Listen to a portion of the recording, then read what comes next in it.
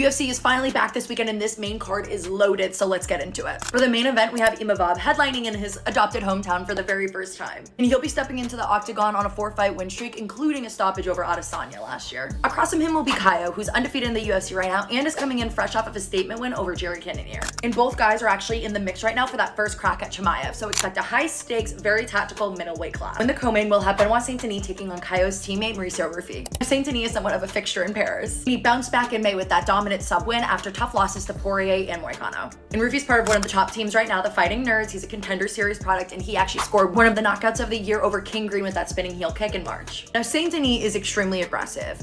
Ruffi, on the other hand, is extremely calculated. So this will be aggression versus precision, so expect it to get wild fast. And so a little bit earlier, you have Balaji Oki taking on Mason Jones. Oki's looking to build consistency here, and Jones is back in the UFC from Cage Warriors and actually just beat Jeremy Stephens in his UFC debut part 2.